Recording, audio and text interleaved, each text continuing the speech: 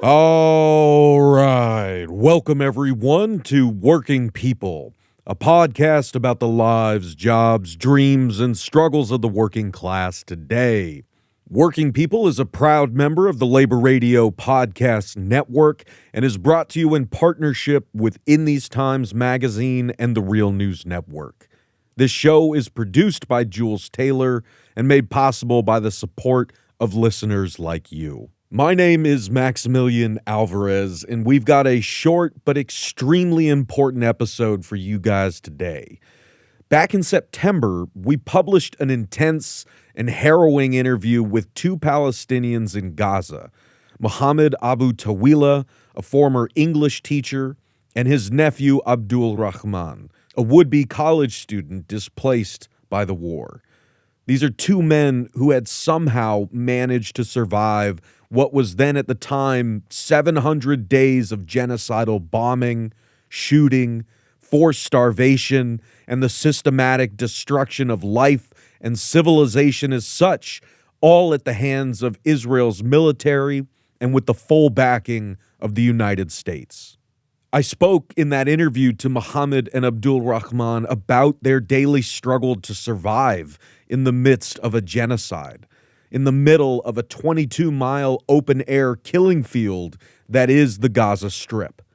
We also talked about the vital, life-saving, and dangerous operation that they have been running during the war to secure and transport clean water to people around Gaza who are clinging to life and have no other access to water to drink.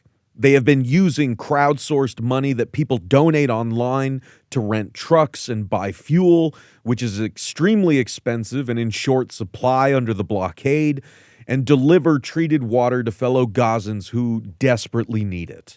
Now, we recorded and published that interview before news of the latest ceasefire agreement was announced at the end of September and shakily implemented on October 10th.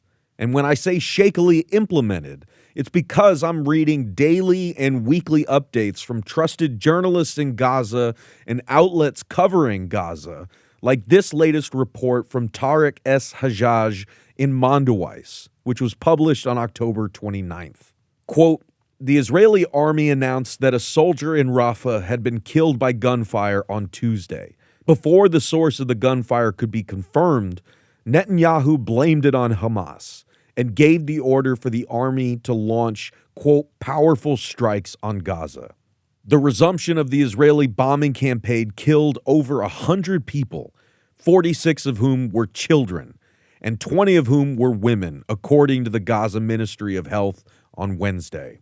Hamas released a statement saying it had nothing to do with the incident and that it remained fully committed to the ceasefire agreement in all areas. Nevertheless, the Israeli army carried out the attacks across several locations in Gaza. An army statement later said that Israeli forces had struck, quote, 30 terrorists holding command positions in the Strip. Later on Wednesday, the Israeli army announced that it was resuming the ceasefire agreement after having killed over 100 people in a single night. Tuesday's airstrikes were not the first time Israel bombed Gaza during the ongoing ceasefire agreement, under the pretense that Hamas had violated the ceasefire. On October 19th, the Israeli army said that Hamas had violated the ceasefire following an explosion in Rafah that led to the death of 2 Israeli soldiers. Israel claimed Hamas was responsible, despite the resistance group's denial of the accusation and the later emergence of reports that the explosion was from an Israeli bulldozer running over unexploded ordnance. The army killed over a dozen people in its retaliation. Mondoweiss reviewed the records of the people killed in airstrikes since the ceasefire went into effect.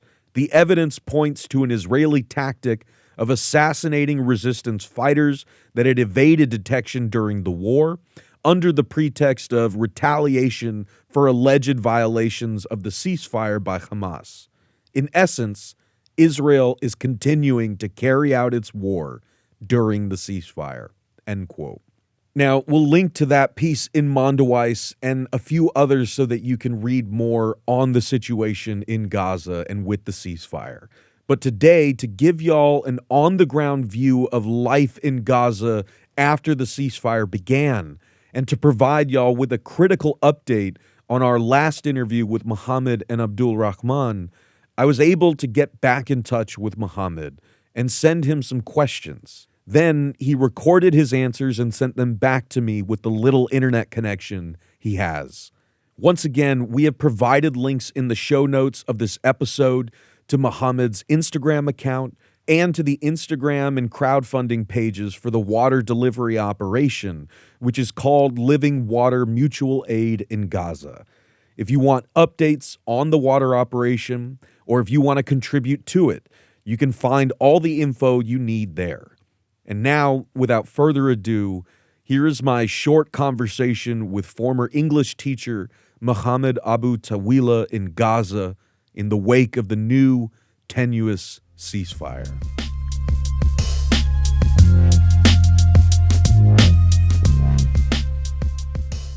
Hello everyone, my name is Mohamed Abu Tawila from Gaza and I am speaking to you from Gaza. I want to express my sincere gratitude to journalist Maximilian Everest for his tireless efforts to bring the voice of people in Gaza to the world and for giving us this space to speak honestly about our suffering and our hopes after 2 years of war and genocide. I am entirely honored to be here today sharing with you what life is real, like on the ground, what you are feeling, and what we are dreaming of in these days that we hope will mark the beginning of a more peaceful and dignified life for every person in Gaza. Well, Mohammed, brother, it is really, really great to hear your voice, even if we can't be communicating, on a live conversation. Just knowing that you're there, hearing your voice, is really, really special. And I'm really, really grateful to you for staying in contact with us and giving us these critical updates. And I wanted to ask if we could start by just having you tell us, like, what were you thinking and feeling when the ceasefire began? Like, what does this news mean to you and your family after 2 years of genocide? When the ceasefire began, I felt a mix of disbelief and emptiness. After 2 years of genocide, silence felt strange, almost frightening. My family and I were relieved the bombing stopped, but we couldn't celebrate. We have lost too much our homes, our friends, our peace. Still, this news gives a smart spark of hope. Maybe we can breathe again. Maybe we can start replying our lives. But in Gaza, every ceasefire feels fragile, like a short buzz between storms. Can you describe what life has been like in Gaza in these past few weeks since the ceasefire began? Like, how are Palestinians reacting? What are people doing, thinking, and feeling now that the bombing has at least temporarily stopped? Since the ceasefire began, people in Gaza are living between temporary relief that the bombing has stopped and deep sorrow for what the war left behind. Many people have returned to their homes only to find widespread destruction and rubble, trying to clean up or build simple shelter. Aid has started to enter, but is still very limited, and services remain almost non-existent. Despite the pain and loss, Palestinians are showing resilience and cautious hope that this truce could be the beginning of a safer life. Can you describe what Gaza looks like right now? What is left of the Gaza Strip? Gaza now looks almost completely destroyed. Entire neighborhoods have been leveled, roads are broken, and water and electricity are nearly gone. People live among the rubble or in temporary tents, trying to clean up what life of their homes. Life is extremely hard, but despite the massive destruction, Palestinians continues to show resilience and hope to rebuild. In our last interview together, we talked about your efforts to get clean water to people in Gaza. Can you remind listeners about those efforts and why they are so important? And are you still trying to get water to people now as we speak? Yes, I am still working to provide clean water for displaced families in Gaza, as water has become extremely scarce and almost sources are either contaminated or salty.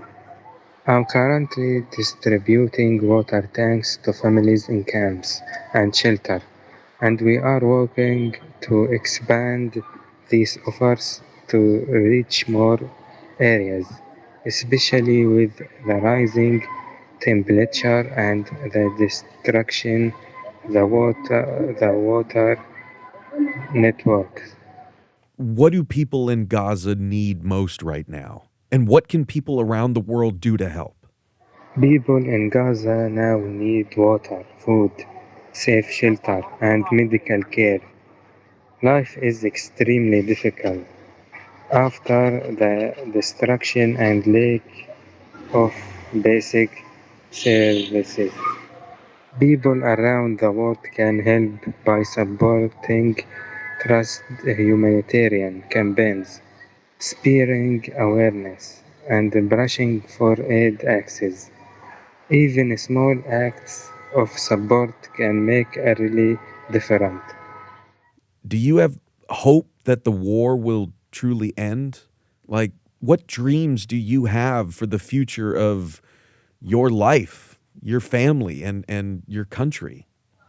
Despite everything we have been through, yes, I still have a great hope that the war will truly end because the people of Gaza are excited from ban and destruction and only want to live in peace.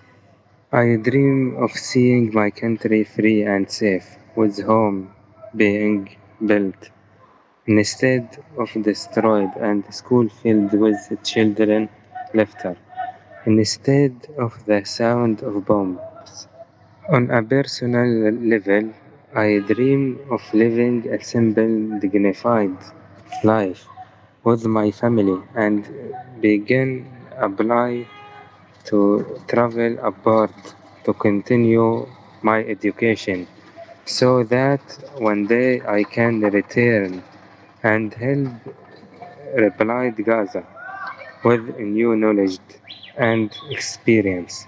As you know, man, this podcast is by workers and for workers. Do you have any final messages that you want to send from Gaza to working people around the world after you've endured 2 years of genocide? My message to workers everywhere is one of resilience and unity. From Gaza, I say to you, you know what hard work means and what it means to keep standing despite span and loss. Here we continue life with the same hands that replied among the rubble, just as you build a better world with efforts and labor. I ask you to never forget Gaza and to keep raising your voice for justice and freedom because workers everywhere share the same dream to live with dignity and peace and to see the fruit of their hard work in a better future for the children.